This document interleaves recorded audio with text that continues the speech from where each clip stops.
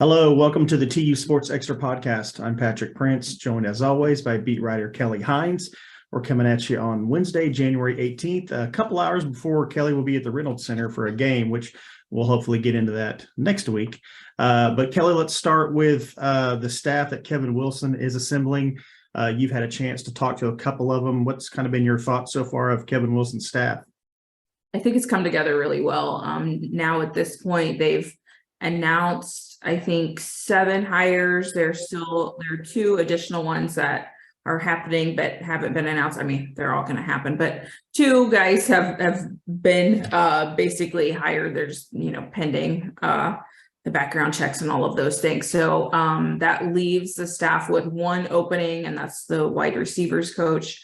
But last week was the first chance to talk to Kevin Wilson in person since he was introduced. And I thought that was a really good session, a lot of information. He's very forthcoming with, what the situation is and, talking about the portal and his staff and just, everything they're trying to get accomplished. And really what stuck with me about what he said was, he's looking at everything they do, like being very intentional with, why has it been this way? Is there a better way to do things? And I really liked talking to his 2 coordinators, Steve Spurrier Jr., who's had a ton of experience, been on national championship coaching staff, so it's pretty incredible. And then Matt Guerrieri, who is a defensive coordinator, young guy, really energetic. He was at Duke for a decade, kind of a Jim Knowles protege. Both those guys were super impressive, and I think that they're a good fit for TU. And really, all of the assistants who have been identified at this point, it's a combination of younger guys and guys who have been around for a while. So I think that how Kevin Wilson is approaching it, having a special teams coordinator, I love that. I think that that's so big. TU has not been exceptional in special teams these last few years, and I think that that's cost them in some games. This little cat is ready to go to home. His name is Sunkissed. He's really sweet. Are we done? Okay. All right, quick appearance, and all right, now we're moving on. We're done. Yeah.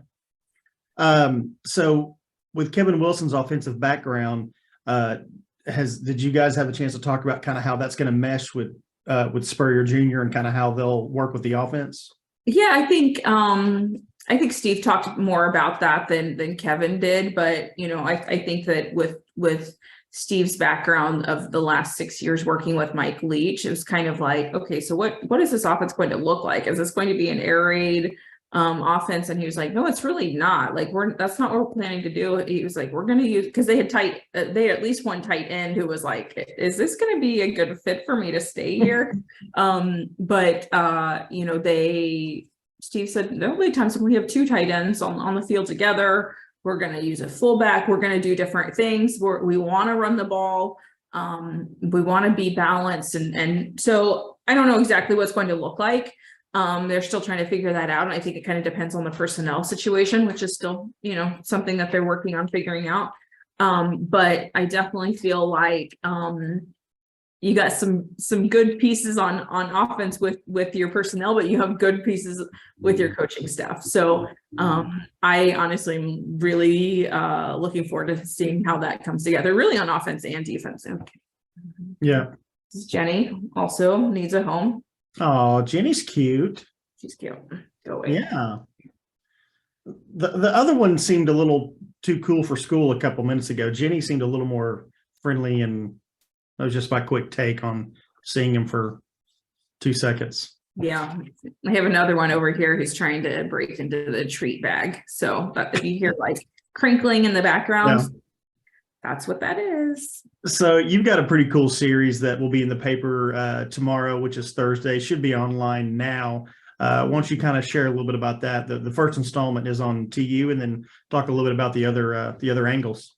Yeah, I just wanted to do something that involved a variety of topics, and it's kind of going to be over the next few days, looking at big things that are going to be happening with our our schools, our beats, this calendar year. So that's kind of the gist of the series, things to watch for in 2023. So the first one is about TU's mascot search, the replacement for Captain Kane. And I just really enjoyed mostly looking at old mascot photos, because that is a wild ride. But the decision to discontinue Captain Kane, like why that was there any talk of getting away from the Golden Hurricane altogether, what they're looking at for their next mascot, where that process is. Talking to TU President Brad Carson, who's kind of spearheaded this whole thing. That was something that he wanted to get accomplished early in his time as TU president, and then they're making it happen, and it's going to happen this year. So that's the first story, and then I don't know how much I should give away about the others, but I think they're interesting stories, and it's stuff that we don't always have time or opportunities to write about, and so I just thought I would just try to do all of those stories over the course of several days, and in no way do I regret biting off more than I could chew. It's going to come together great. It's going to be great. Yeah, no doubt. No doubt it will. It'll be fun. So let's briefly talk about the TU women, but before we get to that, anything else you want to get into? We sort of did a brief rundown before we started this. And then we go rogue. We go rogue. So anything else you want to get into? I'm still trying to figure out this TU men's basketball team. The record is not great. They've lost, all of their conference games. They're in a bit of a losing streak right now. But the two games last week, totally.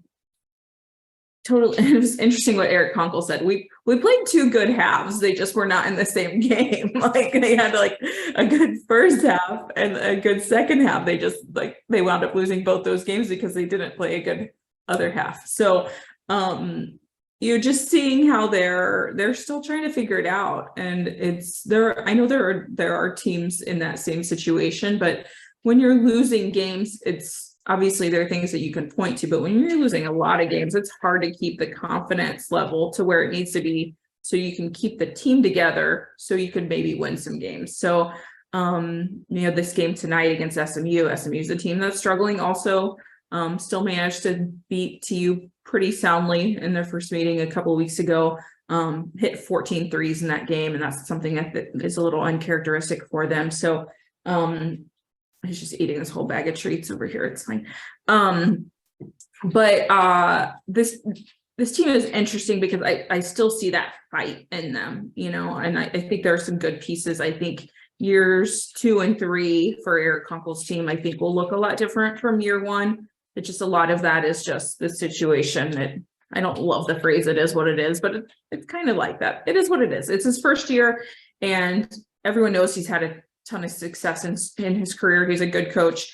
It just maybe the talent level for this team is not quite there, and it's the American is a legitimate conference. So yeah. If you have less talent than everyone else, you're probably gonna have fewer wins.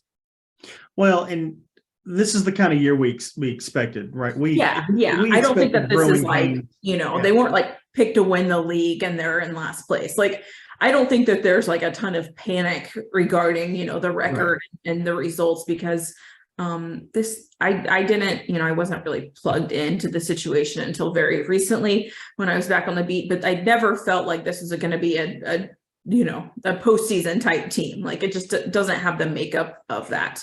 And you can upset some teams and do some different things, but I think at this point it's just about like day-to-day improvement, week-to-week improvement, game-to-game improvement. I think that's what they're having to focus on now, because it's we're in the second half of January and you're still trying to pick up your first conference win. So but there's no signs of like the team giving up or, anything that you're just like, oh, they've just packed it in. I still feel like they're going to be competitive. It's just, they're just not to the level of most of the teams in the American. Whereas the women, definitely, like that's been really incredible to see how they've been able to get it going. Their situation is a lot different from what the men are going through, but for the women to be able to have this sort of success early in Angie Nelp's time there, they have some really good pieces and they're playing so well together. To be I think 5-0 now in the conference. And I saw a tweet earlier from someone who would know about these things, but it said, if this team could finish second in the American, like they'd be in a really good spot to make it to the NCAA tournament, which obviously for TU, for that program, that's a huge deal. So, really big game. I mean, every game is big, but, looking ahead to next week, hosting USF, which is also undefeated in league play, that's going to be a really big one at the Reynolds Center. Well, you talk about, the transition from year one to year two. Hopefully Eric Conkle can have the type of success that Angie Nelf is having in her second year. They're doing great. I just think that they just have these, Maddie Biddle is a huge part of that success. All the experience that she has, and Tamira Poindexter, obviously, like she's a beast. So I just feel like they have a very complete team, and you saw the foundation for that was laid last year. They had success. I like the way the schedule came together for them. They generated a lot of momentum with a non-conference schedule that wasn't overly ambitious last year, and that kind of set the stage for them to make some noise in the American, and then you're seeing that carry over into Angie's second year. Yeah. All right, let's leave it there for this week. You can check us out for free on Apple, Google, or Spotify. And Kelly, enjoy the game tonight. We'll catch up next week. Red Panda at halftime. Gonna enjoy that.